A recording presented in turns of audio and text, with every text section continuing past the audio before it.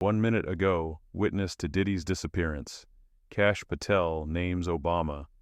FBI confirms investigation, May 27, 2025, Washington, D.C. It began with a whisper, then a name, then a suitcase. David James hadn't been seen in over a decade. Not since he vanished from the celebrity world bartender to billionaire's fixer to the famous. Now, in a gray suit and trembling hands, he stepped into the D.C. federal courthouse. He had something the world wasn't ready for. The courtroom was packed. Reporters leaned forward. Cameras clicked. America was watching. Across from him sat Sean Diddy Combs, the music mogul accused of racketeering, trafficking, and obstruction. He looked calm, controlled, but he didn't expect David. David spoke, calmly, clearly. In 2009, I delivered a black suitcase to a private party on Star Island. It had a hard drive. That drive held recordings. Every room, every conversation, every secret. The judge raised an eyebrow. The gallery murmured. David continued. It wasn't just about parties. It was leverage. People were filmed. Celebrities, politicians, minors. Some didn't know. Some didn't care. But someone at the top protected it all. The prosecution asked, "Do you know who?" David hesitated. "Someone with the initials BH." Silence exploded into chaos. The judge demanded an order. Cameras zoomed in. The initials hung heavy. Weeks earlier, a rogue investigator, Kash Patel, had leaked a 17-second video. It showed Diddy and a man referred to as 44 at a Star Island party. The man's face was blurred, but insiders claimed it was former President Barack Obama. Now David had the rest. He pulled a scratched red USB from his pocket. "I held this for 14 years. I was scared. But Cassie wasn't. She tried to testify. She's gone now." Cassie Ventura, singer, former partner to Diddy, a woman who disappeared days before trial. David looked straight at the defense. She had the main drive, but this is the backup. The courtroom froze. The judge asked, "What's on the drive?" David answered, "Everything. Star Island, 2009, voice video metadata. It's not hearsay, it's history." The judge ordered a sealed review, but the press already smelled blood. Kash Patel stood outside. Protesters chanted behind him. "This isn't about music," he said. "It's about power, and power doesn't protect the innocent." Back inside, the defense tried to shut it down. "This is political theater," Diddy's lawyer shouted. "This witness wasn't part of the discovery." Judge Moreno didn't blink. "This court will not be a sanctuary for secrets." The USB was loaded. A screen flickered on.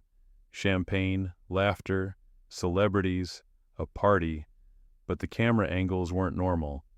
They came from chandeliers, bookcases, vents, hidden surveillance. David narrated, "I installed every camera, on orders. They told me it was for security, but it was insurance." A figure appeared on screen. Diddy, smiling, toasting. Then another. A man in a suit. Handshake, a voice. 44 sends his regards. The gallery gasped. Kash Patel scribbled a note, "Confirm Obama." The screen went black. 7 minutes of nothing. VIP protocol, David said. When real power arrived, the feed cut. When the video resumed, Diddy sat by himself, speaking to someone off camera. "No leaks. This isn't about music. Let them chase the headlines. The real power, that's off tape." The clip ended. The courtroom exhaled, and the nation for the first time realized this trial wasn't just about Sean Combs. It was about who protected him. May the 28th, 2025. Morning, D.C. Federal Courthouse. The fallout was instant. Overnight, the name BH trended across every major platform. Theories spun, networks scrambled. Obama's office issued a tight, sterile statement. "We do not comment on ongoing legal proceedings." Inside the courthouse, Judge Moreno resumed the session. Kash Patel entered with a calm, calculated focus. David James returned to the stand, hands shaking but voice firm. Mr. James, the prosecutor began. You mentioned others knew. Who else? David paused. Chloe Reed, PR consultant, managed optics for the parties. She vanished in 2010. Was she involved in the recordings? She wasn't behind the camera, but she knew. She coordinated the NDAs, helped with guest management. She knew what the footage meant. Behind the scenes, journalists uncovered her last signed contract. Strategic Asset Management Tier 2 celebrities. Outside the courthouse, a new chant rose, "Where's Chloe?" Then came the shock, a sealed envelope delivered to Judge Moreno. Inside another USB, this one anonymous. It contained audio, same party, same voices, but a new one emerged. Voice 1. She'll comply. It's in the contract. Voice 2. We control distribution. If she breaks protocol, BH will shut it down. Gasps filled the courtroom. Kash Patel's notes now bore 2 circles, BH and Strategic Comm. Meanwhile, CNN aired a primetime special attempting to redirect blame. The anchor suggested the tapes were a Republican hit job, but they included a telling line. Strategic directives bearing initials BH appear in unrelated federal logs. That detail hadn't been made public. Kash's eyes narrowed. The leak came from inside. During recess, David whispered to Kash, "There's someone else, Manny, audio tech. He recorded everything." Within hours, Manny was found alive, but terrified. He handed over his own copy of footage. Audio matched David's tapes. One file time-stamped 3:02 a.m. captured a whispered exchange. Bo was briefed. 44 no's. Keep it in orbit. Bo was Obama's known inner circle code name. Orbit was used in internal FBI jargon for black files. By evening, the courtroom heard Cassie's pre-recorded voice. "If I disappear, it wasn't my choice. Ask them about the second hard drive." Her message ended with silence. Kash looked at David. "The vault," David nodded. "Capricorn Clark, photographer. She kept the negatives. A beat passed. She's in hiding. Morocco, I think." Kash turned to his assistant. "Contact Interpol." Just then another file surfaced. A body pulled from the Potomac. No ID but matching Chloe Reed's tattoo. The gallery fell into stunned silence. By the next morning, Kash stood before Congress. A closed-door committee began under the title Tiered Asset Influence and Cultural Suppression Framework. Meanwhile, True Light Holdings' internal email leaked. It named Cassie as keyholder and Chloe Reed as logistics. The final unredacted line sealed it. 44 approved Tier 2 expansion. Cassie to keyholder. BH admin. The judge halted open hearings. The trial was no longer just legal, it was federal, and possibly historic. May 30th, 2025. Undisclosed FBI vault facility. David James sat alone. Fluorescent lights buzzed above him. In front of him, an agent slid a familiar object across the table, a red USB drive. "Is this it?" the agent asked. David nodded. "One of them." The vault team had duplicated the contents. The FBI, NSA, and DOJ now had full access. What they found pushed the case into uncharted territory. Inside were over 600 files, videos, audio contracts, and internal memos. And metadata, thousands of timestamps tracing back to May 2006. The tapes were sorted into categories: social, VIP, private, and redline. Redline held the worst. On May 30th, Kash Patel received a call. A DOJ handler whispered, "Prepare your statement. It's not just Diddy, it's tiring." Kash read the document that followed. It referenced Tier 1 Override Authority, a term reserved for matters threatening national security. Back in the vault, analysts isolated key footage. One file labeled Redline 009 showed a masked technician in a control room narrating. All feeds rerouted. Tier 1 asset on site. Protocol 44 active, per BH instructions. Another showed Cassie speaking directly into a bathroom mirror. "If this is found, protect Chloe. They know about the senator. Don't trust anything labeled strategic holdings. BH uses it as a shell. She placed a small black notebook behind a vent. Hours later, that notebook was recovered. It contained sketches of the surveillance system, passwords, and code names. One page listed names under two columns, Loyal and Expose. Under Expose, Gina Chloe Manny, 44, and BH. Then on June 1, 2025, the Department of Justice issued sealed subpoenas to Barack H. Obama, alias BH Strategic Holdings, LLC former White House staffer, codenamed Bo True Light Holdings, Sean Diddy Combs. A media blackout followed, but Reddit, 4chan, and X exploded with theories. Cassie was, the key trended. Protesters held signs outside federal buildings.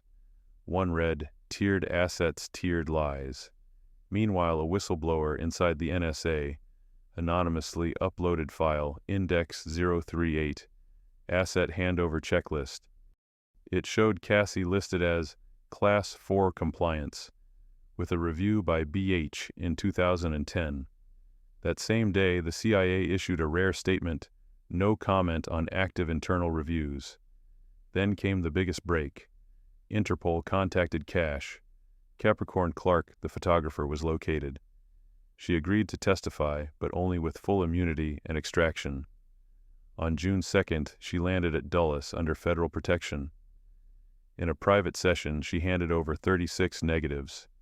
Still shots from parties showing hidden microphones, infrared beams, and body doubles. One image showed Cassie exchanging a small silver case with Chloe. Clark said, "That was the second drive. Chloe had it last." Court resumed that afternoon. David returned to the stand. Judge Moreno permitted the red line category to be sealed, but summarized by the DOJ. This court recognizes that material has implications for state security. However, elements relevant to criminal proceedings will be disclosed. The gallery sat in tense silence. A DOJ attorney rose. "We confirm the existence of material corroborating witness testimony. These include digital recordings of criminal acts, unauthorized surveillance, and statements from individuals formerly holding executive office." Diddy's lawyers erupted. "This is madness, political sabotage." Judge Moreno banged the gavel. "Order." Outside, CNN reluctantly confirmed, "A former president is under a sealed subpoena." That night, a new video leaked anonymously to an offshore site. It showed a dimly lit room. Cassie sat with Chloe. She whispered, "They used us, but we documented everything. If you're watching this, tell Kash, tell David. The code is 38 Fem." The message ended with a close-up of a code tattooed on Cassie's wrist, 38 Fem. The internet broke, and Kash Patel looked at the screen and whispered, "She knew the endgame." June 3, 2025. DOJ Secure Interrogation Wing, Washington, D.C. Cassie's code had opened the gates. The 38 Fem protocol, an internal file buried deep within a compromised NSA storage cluster, was real. FBI cyber forensics, following the tattoo clue, decrypted a buried sublayer in the redline folder. The file was dense, encrypted using a cipher only top-level federal analysts could crack. The contents changed everything. 38 Fem was not a person, it was an operation, a full-fledged psychological compliance framework used on selected female assets, most of them tied to media entertainment and political image projects. Cassie, Mia, Chloe, and even lesser-known victims like Gina had been categorized as IVPSA informational vectors, public sentiment actuators. Inside the file was a branching directive tree. Phase 1, induction, leverage opportunity stardom, career mentorship. Phase 2, compliance, introduce surveillance, medical intervention, Depot Provera logs attached. Phase 3, conversion, involve in classified image management ops, frequent narcotic emotional reset protocols. Phase 4, extraction, asset discarded or neutralized upon threat to Tier 1 awareness. Attached logs identified Strategic Holdings and True Light Holdings as financial and operational arms of the program. The final instruction noted, BH to review all conversions quarterly. Manny confirmed his audio logs captured references to 38 Fem from Diddy, but also from a figure nicknamed Number 4. Capricorn Clark's negatives were processed under tight surveillance. Several images now confirm overlaps between high-level government security staff and party attendees at events dubbed synchronization retreats. One particularly damning image showed Chloe wired with an earpiece standing next to a senator from California. The DOJ's sealed report cited the convergence of entertainment influence ops and political blackmail. In it, Kash Patel was listed as Special Counsel Liaison. His role had escalated. Court reconvened under partial blackout. Testimony resumed. Capricorn Clark took the stand.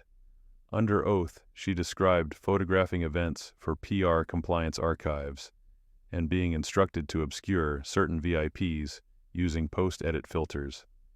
Some people weren't meant to exist in the final product, she said. Prosecutors presented a digitally watermarked video, Redline 021. Cassie post-assault documenting injuries in a mirror, her voice barely a whisper. If anything happens to me, check the mirrors. They record. Clark validated, I helped install those cameras. The gallery was in shock. The following day, Chloe Reed's body was officially identified through dental records. A second flash drive was recovered from her belongings, stored in a cosmetics bag, with a tag marked Fem02. David reviewed the contents in a sealed chamber.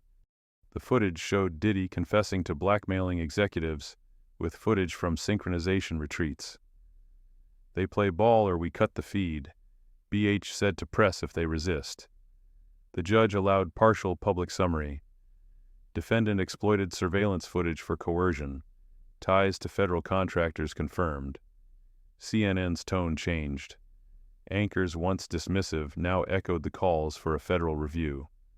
On June 5th, an emergency session of the House Judiciary Committee opened a probe.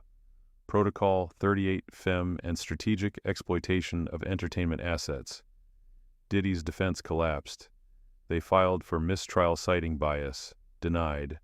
Outside protests grew. Signs read, She warned us. Mirror justice, and no more silent stars. In the final moments of court that week, Cassie's voice echoed one last time. They taught us how to be invisible, but not anymore. June 6, 2025. Capitol Hill, Washington, D.C. C-SPAN's feed, cut in as Representative Linda Santiago slammed the gavel. The Committee on Strategic Oversight and National Integrity is now in session. Cameras focused on the packed chamber. Behind closed doors, testimony was already underway. Kash Patel, now granted provisional investigative immunity, prepared to speak. We have evidence of a sanctioned operation, he said, where private citizens were used as tools of influence. 38 Fem was not a rogue, it was systemic. The committee gasped. What had started as a celebrity scandal was now national policy. The first exhibit shown was a transcript between two contractors. Contractor A, Asset 22 compliant. Depot log synced. Mirror protocol online. Contractor B, report to BH. Next scan Chloe. The initials BH appeared again and again. Former DOJ official Martin Calder confirmed the logs were real. Strategic Holdings received over $42 million from black budget disbursements, coded under civic outreach and image stabilization. Outside protesters lined the streets.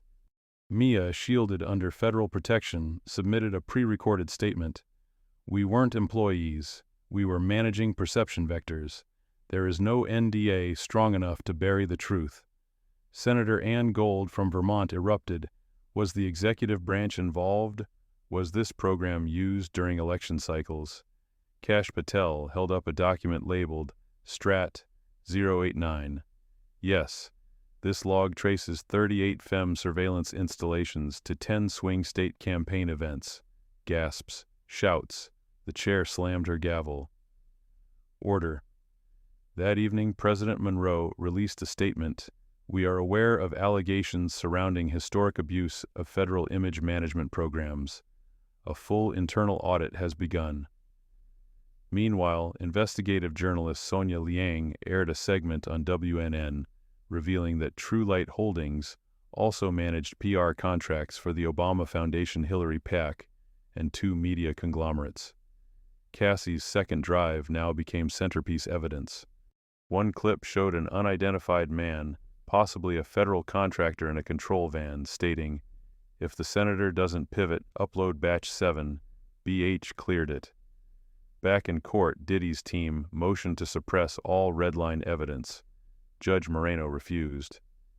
The defendant's rights do not extend to classified abuse under the guise of entertainment contracts. The week ended with a surprise. Interpol requested a U.S. briefing. Their inquiry had 38 FEM-type operations reached European territories. The answer from Patel was chilling. We've tracked it as far as Brussels. By week's end, hashtags trended worldwide. Justice for Cassie, Jar, Femme Protocol. Mirror State, outside the Capitol, a memorial for Chloe Reed appeared overnight. A message carved into stone read, "In memory of those who saw too much and were heard too late." June 10, 2025. U.S. Capitol Complex, Washington, D.C. It began in silence, a closed-door session convened by the Federal Cultural Security Review Committee. 17 members, 3 former intelligence directors, 1 survivor. Kash Patel sat at the center. In front of him, a leather-bound report titled Operation Fallout: Cultural Asset Containment and Tier 2 Influence Chains. It was stamped, Clearance Black Scope. The committee chair, Senator Marion Gold, began with a single question. Do you affirm the information contained herein reflects true events and verifiable evidence? I do, Kash replied. Next to him, David James handed over a final flash drive. One word on the label, unbroken. Inside the evidence room, the drive contained full synchronization logs of redline footage, contracts co-signed by Strategic Holdings and 2 cabinet-level officials from 2009, audio files from Chloe Reed's burner phone, email chains involving BH, corroborated by internal audit logs at the NSA. The most damning file was a hidden .wav clip recorded in 2011, Voice 1. Once Tier 2 bonds, they won't talk, not unless the mirrors break. Voice 2. And if they do, Voice 1, then BH signs the directive, wipe the archive. A digital timestamp confirmed the location, a strategic comm debriefing room. Voice print analysis matched to an aide under the Obama administration. June 12, 2025, Public Disclosure Day. Cassie Ventura's pre-recorded final statement was authorized for broadcast. Networks across the U.S. aired it simultaneously. Her face, tired but resolute, filled the screen. This isn't just about what happened to me. It's about what they built, and how they used us to protect it. I speak now because too many voices have gone missing. Mia, Chloe, Gina, even David. They were never meant to make it here, but we did. For 9 minutes she exposed the layers of control, shame, and fear. She named executives, politicians. She referenced the mirrored rooms, the reset injections, the whisper campaigns. Don't just arrest a man, dismantle the machine. That night, Congress opened the Fallout Directive hearing. The stated goal: review and dismantle all legacy programs that merged intelligence operations with entertainment assets under any justification. Behind the glass. The Fallout Directive. Within 72 hours, over 43 sealed indictments were filed against public and private sector players. True Light Holdings was shut down. 17 surveillance contractors were subpoenaed. Former DOJ personnel were placed under investigation. 4 FBI staffers were suspended without pay. BH remained unconfirmed. But in the redacted FBI logs, one memo was made public. Per BH directive, Cassie Ventura moved to Tier 1 observation protocol. Engage only via optical relay. Do not intercept directly. Status threat level Delta. June 15th, the leverage leak. A whistleblower from within Strategic Comm released a cache of 9,000 files, dubbed the leverage leak. It revealed how celebrity scandals were curated and managed to redirect public sentiment during political crises. Key revelations: Britney Spears' 2007 breakdown coincided with a leaked counter-terror op in Yemen. A 2012 awards show incident involving Kanye West was intentionally exploited to bury a failed sanctions vote. Diddy parties were categorized as Tier 2 distraction nodes in at least 14 internal memos. Capricorn Clark, the archive keeper. Clark, now under federal protection, revealed she had digitized over 800 negatives from 2007 to 2011. Her encrypted gallery was titled "They Made Us Watch." Among the images, senators at masked events, celebrities in drugged stupors beside classified file folders, a smiling Chloe Reed with a timestamp that contradicted her reported disappearance date. "They erased timelines to rewrite guilt," she said. June 20th, fallout reaches the Oval Office. President Elena Flores addressed the nation. "The revelations of the past weeks are more than disgraceful. They represent a collapse in the firewall between governance and manipulation. We are launching a full federal overhaul of all strategic comms programs, effective immediately." Simultaneously, the Fallout Committee released a partial list of known directives: 44 ERHO Tier 1-2 Merge Clearance Authorization, 38 Female Asset Conditioning Framework, Glover Cultural Leverage Vectors and Realignment, Strata Rift Celeb Media Timing for Political Cloak. Kash Patel responded outside the courthouse. "They ran it like a playbook. Now the curtain's down." June 21st, Cassie's Final Act 1. Final USB arrived by courier. It held Cassie walking into a mirrored room in 2011, placing a GoPro behind a flower vase. The timestamp matched the earliest redline entries. It was the first seed of exposure. Her voice over the footage: "I don't know who I'll be when this is over, but someone has to remember we tried." The room faded. Silence again. June 22nd, 2025. Aftermath. Thousands gathered across the country in candlelight vigils. Hashtags surged. Girar Fallout Directive. Girar Cassie Files. DR Dismantle the Machine. CNN aired a primetime segment titled "The Invisible Years: How Fame Became a Weapon." Congress passed the Cultural Transparency and Influence Reform Act with 92% approval. Capricorn Clark opened a public exhibit, The Mirror Rooms, hosted at the Smithsonian. David James remained under protection. Mia's therapist published a book, Whispers in the Hall, documenting the trauma of Tier 2 compliance survivors. June 30th, 2025, Epilogue. Cassie's face appeared one final time. A tribute montage aired globally. Her voice closed it: "I didn't win, but I didn't disappear." In D.C., the last sealed room, marked Redline, was dismantled. Inside, a mirror cracked from end to end. Justice had a reflection now, and it stared back.